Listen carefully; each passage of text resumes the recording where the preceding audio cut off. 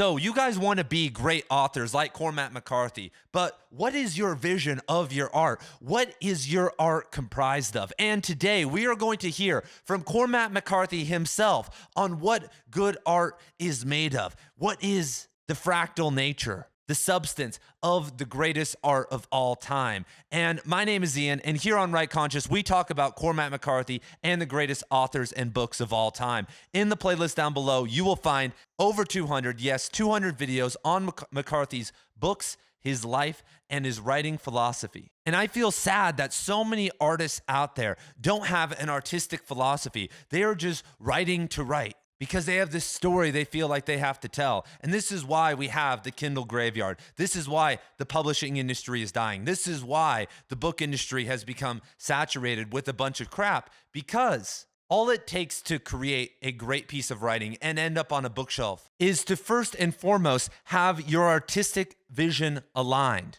And then when you combine that with consistency and growth in terms of craft and technical writing skills, and you do that for decades, that's when you are successful. But here on WritingTube, we love to focus on productivity hacks. How can I write 1,600 words per day? Or we love to focus on how can I write better and all the craft stuff. But I almost hear no one ever talk about the Tolstoy idea of what is art? What are we doing here? And we're going to hear McCarthy give his answer, which is one that I don't necessarily agree with, but that is okay. And so, hey, we'll talk about all this in a second, but let's hear from McCarthy. It's my belief that the raw material of good art is human sorrow. And when that sorrow is another's, one has the obligation to treat it with great care and dignity.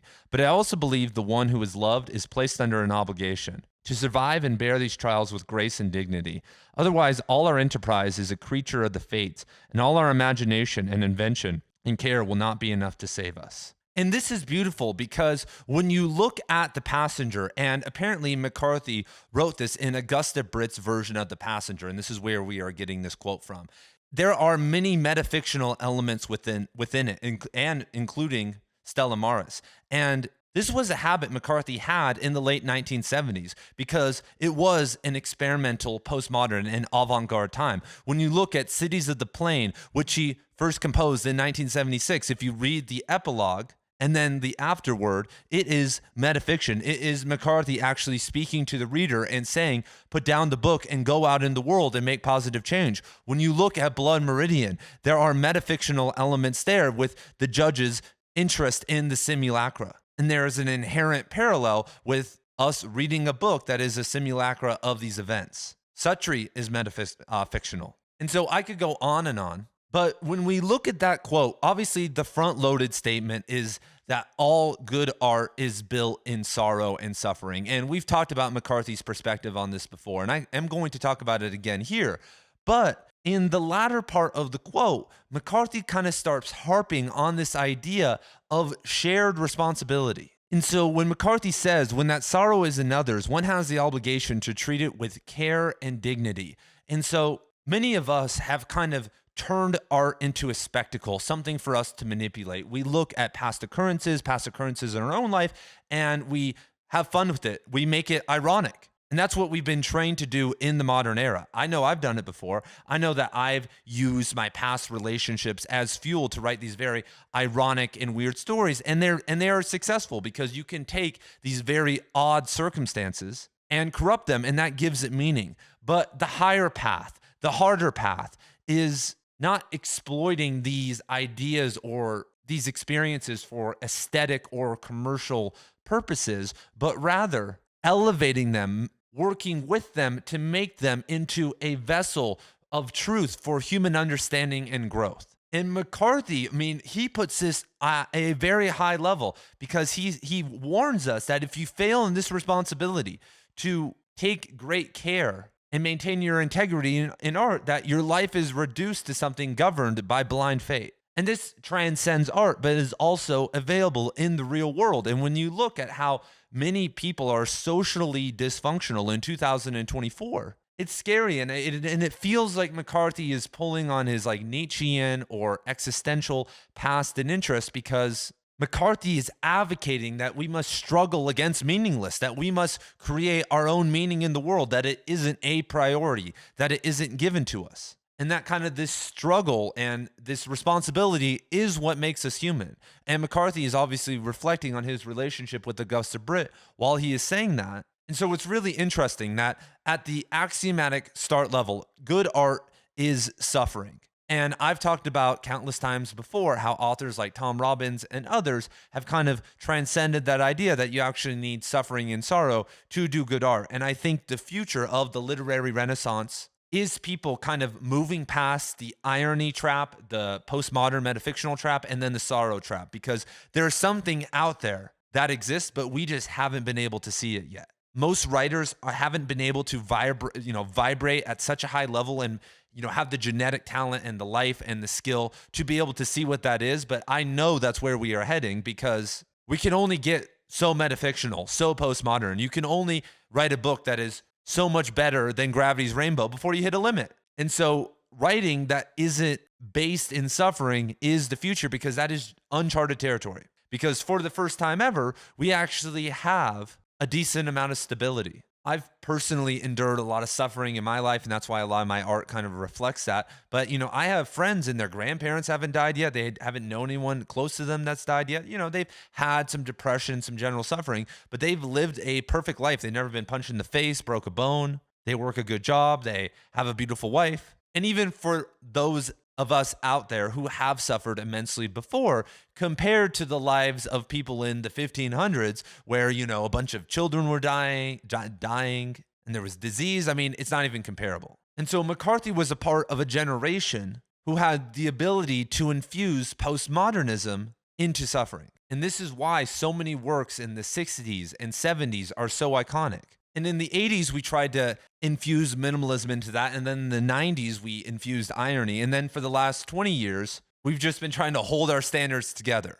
Not to give you guys a full history of art, or literature of the past century. But even though I'm telling you guys that I think the cornerstone landmark works aren't based in McCarthy's philosophy, 99.9% of writers who are going to be successful and end up on bookshelves are going to be following this template, and should be. Including me. I don't know exactly how to reach the next step, but in the current moment we're at right now, I think the next step is really kind of embodying this idea of responsibility. When I look at kind of the classic literary fiction authors like Morrison, Pynchon, DeLillo, Underworld, Gravity's Rainbow, Song of Solomon, I see beautiful landmarks of literary fiction, and there is transformation there. But I don't feel like they are kind of embodying this Tolstoyan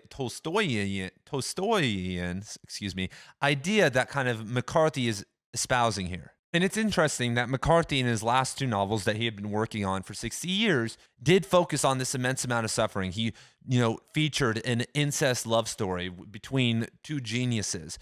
And we kind of moved through this girl who was, thoughts and feelings and hallucinations, who was eventually going to commit suicide. And no real spoilers here. This is all the stuff you can read on the description or the back cover. But when McCarthy starts playing with the idea of science and dreams and God and love in The Passenger, in the Border Trilogy, in The Road even, a lot of his later works, you start to see that he is really trying to tell us something. And I think that's why McCarthy is so impactful and he has so many active readers. It's not just because of Blood Meridian and No Country for Old Men. It's that I've sat here for over 200 videos and have told you guys how Cormac McCarthy can change your life. And the reason that Cormac McCarthy has the ability to do that is because his artistic vision from the start was aligned to do that. In The Passenger, he has me rooting for an older 18-year-old brother and his little 13-year-old sister to get together. I'm like, my God, they're going through so much just because they can't be together. She's going to kill herself. Just let it happen, please, for the love of God.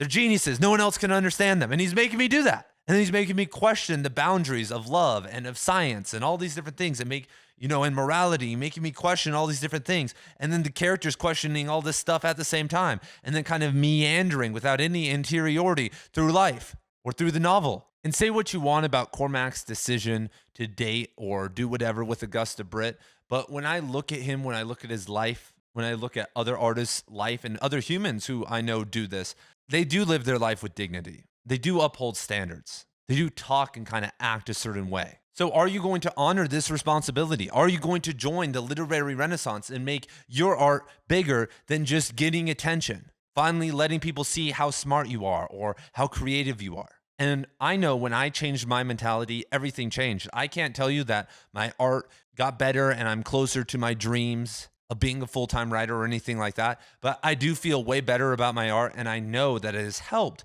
other people way more. And the same goes through speaking and this channel. And this is why so many booktube channels fail. That they are just talking about whatever random book they have, like for instance, shameless plug here. We're about to read All the Pretty Horses, Suttree, The Counselor, and a couple other books in my Right Conscious Book Club. Link down in the description below. But if I just sit here and have a booktube channel where I just talk about random books and what I'm reading and what I just bought at the used bookstore today, that's not transforming anybody. That's just a way to waste time. But my whole goal has been to create an army of independent thinkers and readers who are going to go out into the world and create a renaissance. Or more likely, activate the one person who's going to take the torch from me and lead us to that reality. And this concept is so crazy, you guys. And people get so, pardon me, mind fucked by all of this stuff because we've been so trained to be narcissistic and care only about ourselves and manipulating art in every situation and lying that I've known people. I mean, I've had people tell me that when I've told them this,